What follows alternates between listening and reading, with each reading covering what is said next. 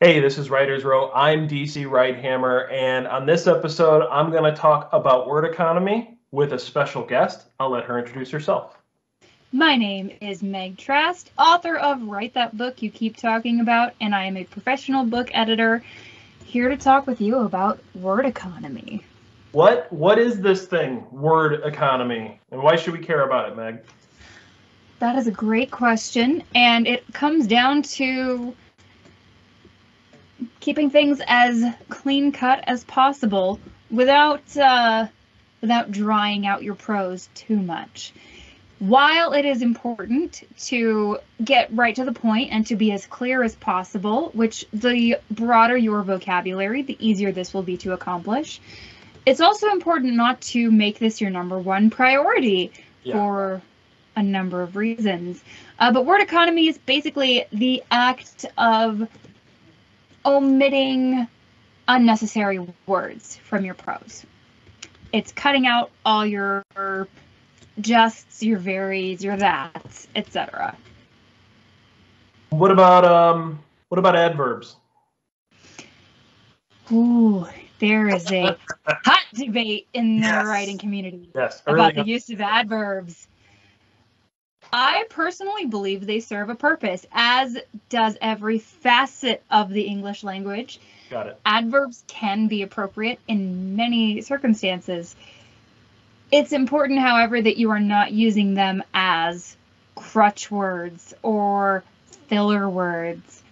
If you want to say, it was extremely hot, you could also just say it was sweltering.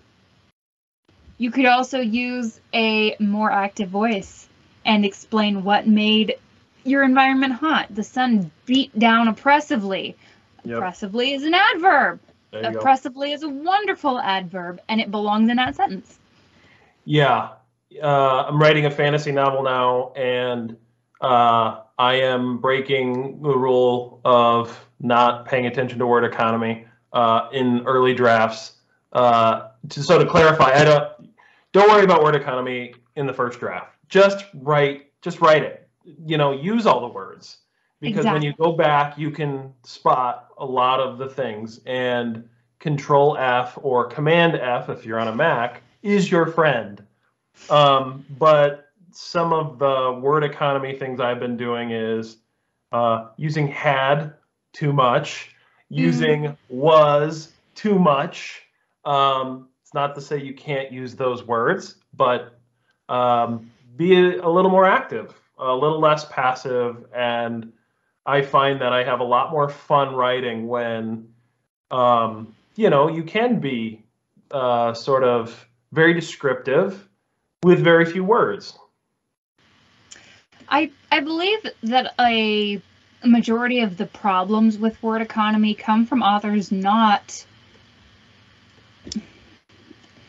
reading into their entire vocabulary of words when they're writing something. Rather than thinking, what's the most interesting and apt and succinct way I can describe this, it's, well, what does this make me think of? And it was very, very, very exciting. Right. This was a very, very exciting time for all of us. There was going to be a party with lots of music and dancing, and we were all very excited about this exciting party. Right. Or, we were jumping up and down for this party. Like, it's understood, like, that you were excited. And exactly. So, like, I think that's the other thing. Like, word economy, and when people talk about it, it's not about sucking the life out. In fact, it often can bring life to the scenes, the characters, and give you an opportunity to really express what's happening in succinct terms. I think often where I get in trouble with word economy is that I want to describe something that might be somewhat important, but I just go off on this little tangent. I really want them to know how many branches are on this tree, and like the bird nest, and like, oh, there must have been a bird there at one, and it's like, we're sort of getting off of word economy into darlings and telling, side stories, but that's sort of part of it, right? It is. A lot of times authors go overboard with adverbs and adjectives because something in their story is so very important. And that's honestly a valid way to convey the importance, but it's also, you have to look at and weigh how important is this actually to the story, and how much am I explaining this and sharing it because I like it and because I want my readers to pay attention to it.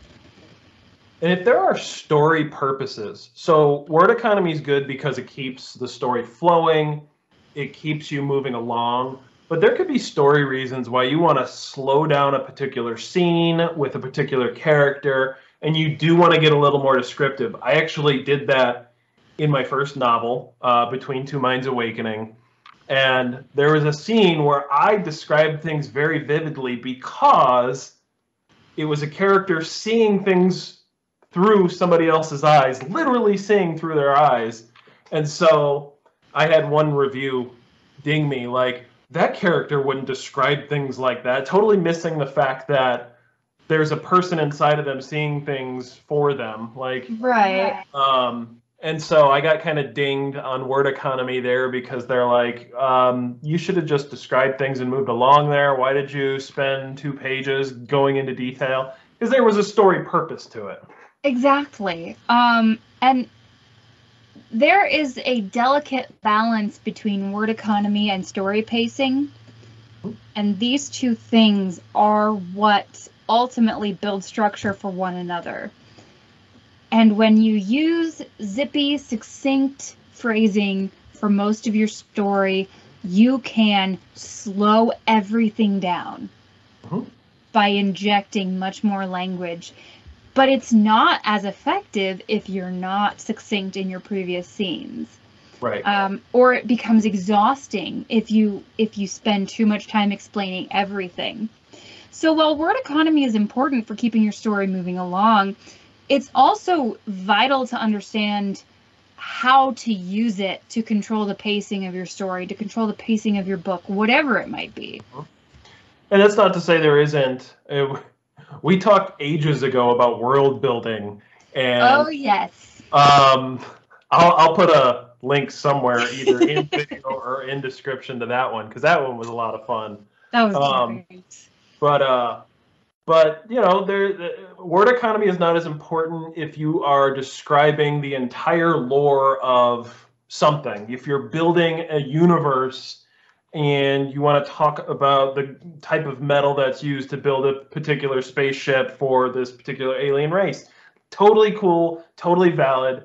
Not what we're kind of getting at here. For general writers and storytelling, often, you get in the way of yourself, and you use just a lot of words in some cases where you take out half a dozen words, you flip them for some more descriptive words, you can keep things moving, convey the same things oftentimes more descriptively, and you start to build, so your word economy can build credit with the reader, and they get sucked into the story because they're not looking at the words anymore, they're in your story. It's carrying them. Yep.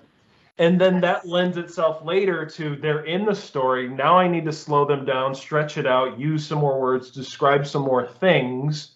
You have gained their trust for Yes. patience in that scenario. And when you can have that meta understanding of your story and your reader, you can really do some cool things.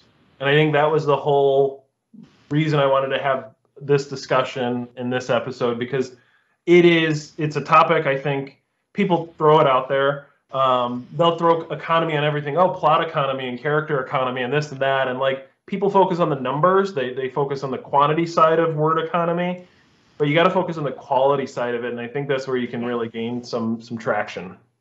That's why, I know I've said it before, but I will say it again because it bears repeating. Rules of writing are completely fluid. And must be altered to suit the story itself. Right. And then someone's going to hear that and say, I'm going to write the most avant-garde, rule-breaking story that I ever can write. Yeah, okay, Mr. Edgy. push the envelope. And that's totally fine if you want to do that. Yep. Just don't get mad when nobody understands what your story is. Do not blame it on them. Exactly. Understand the ecosystem in which you're writing that thing in. That's all. Exactly. You're writing for an audience of probably like 4 people. Relax. Hey, totally valid. Meg, thank you for coming on, talking word economy with me. This has been great. I know I'll have you on sometime in the future. Any parting words before we wrap it up? Check out Write That Book you keep talking about to get started and actually be able to utilize all of this advice. Again, link in the description. Thanks again, Meg. Thanks everyone for watching. We'll catch you next time.